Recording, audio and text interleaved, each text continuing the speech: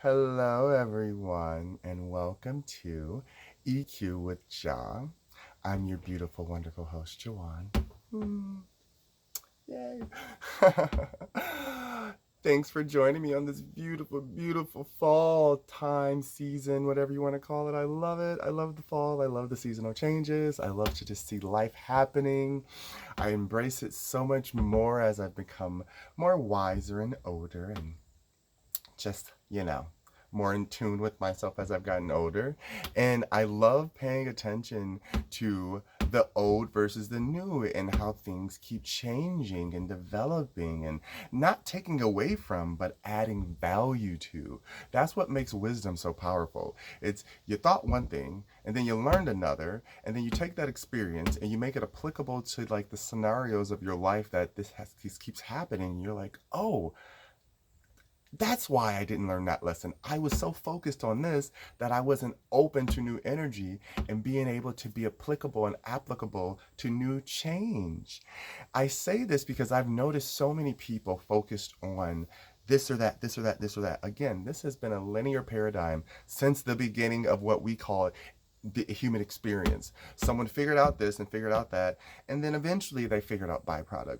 But now we're in a place in time where energies change, times shift. We know this. This is not something that's unbeknownst to us, or we don't get it, or we don't understand, or we're trying to figure out like, why is this happening? And then we go to a science book and here's evolution. But that's only for the classroom. That's not in this real life. Okay. You know what I mean? Like, people study so many things in school and they go to the didactic setting and they make it so prevalent in their lives to achieve and succeed and attain these tangible things that man has given accolade to. But they haven't stopped to think about how much growth they get daily from the universe without ever giving gratitude.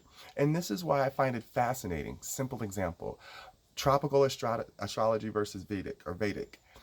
One, in my mind, Vedic is beautiful and it's useful because it's tried and true. It's been there, it's been used, and we can easily predict based on that because it's our ancestors' history and our replication of conditioning based through downloads and things that we've been given through time over and over and over that's been embedded in our DNA. And then it becomes a habit in our minds or a tradition or culture that we respect because we see the benefits of the byproduct, but we don't go beyond that and ask more of ourselves. We stop at where they left off.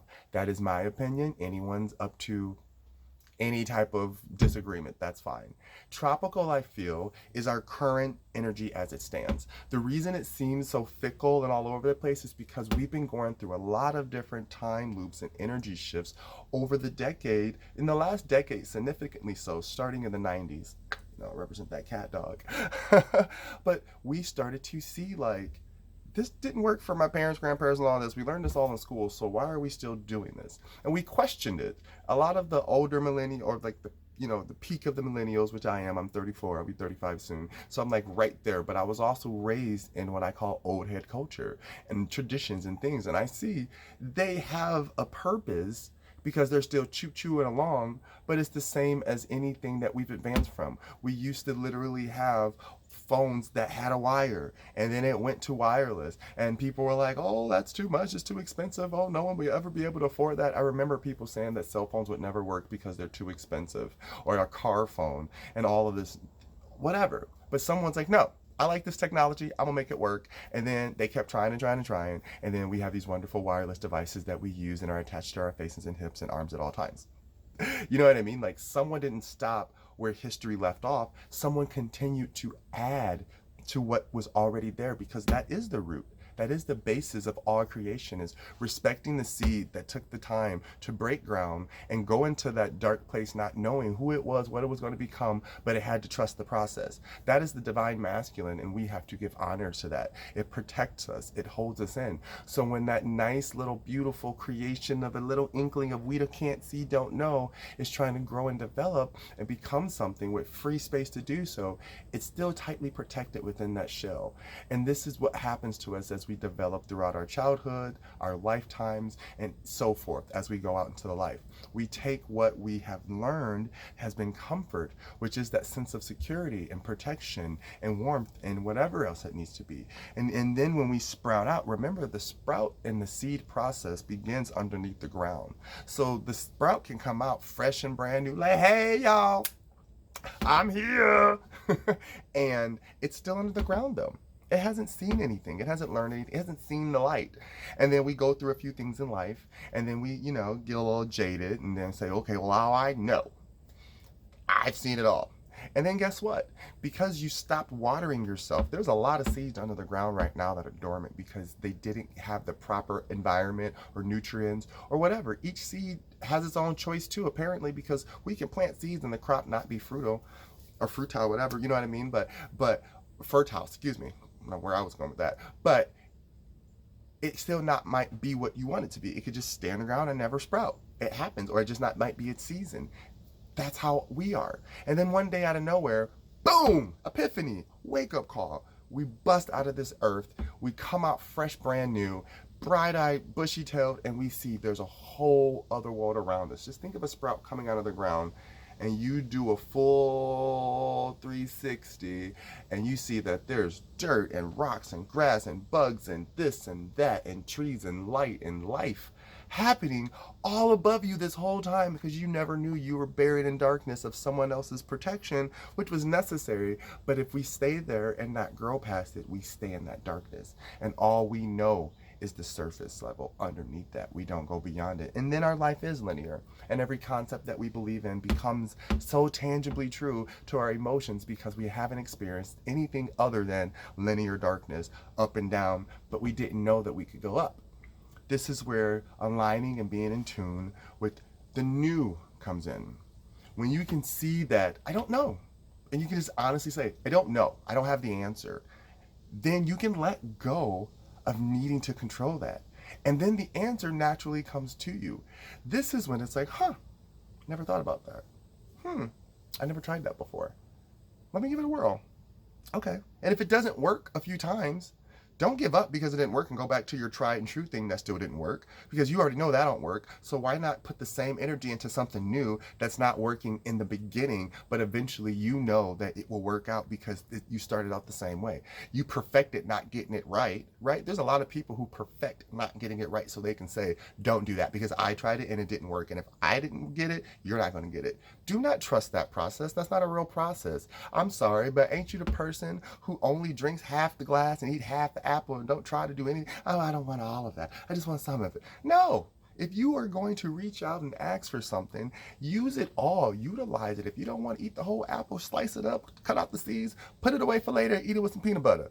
But don't just toss it because you don't want to finish it. There's a lot of people who walk away from what they've started because the new was so fresh and so different for them that they were afraid to give it a chance. So they relied on what they knew was comfortable, which is that nice, dark, covered space of being a hermit. I have been a hermit for a very long time, and until I really embraced my journey of going on spirituality and really finding myself and going from growing up this ethnicity to this culture to this background to this education system to this socioeconomic setting to whatever it needed to be for me to understand myself, and I had to keep breaking through and shattering images and egos of me over and over and over, is when I came to realization that it was like, it's all about the new. It's all about the unfolding. As long as you embrace the new, the skin will shed off naturally and you don't have to peel it off. You know how people get them scabs and there's that one little piece and you want to pick it off, and then you pick it off and you actually, that's the one little tiny piece that was holding the whole together. So you just re-exposed everything and it has to start all over again. Yes, that's it. Just take care of yourself and let the body naturally shed. It's going to do what it needs to do. It's always done it. You get ashy lips, you get ashy nails, you cut them, you clip them, you moisturize, and the skin falls off. That's a past of you that it served its purpose. You don't go around picking up dead skin and trying to put your nails back on, do you? I mean, somebody might, I don't know. That's up to you. But the point of what I'm trying to say is, this is how we embrace new concepts in life.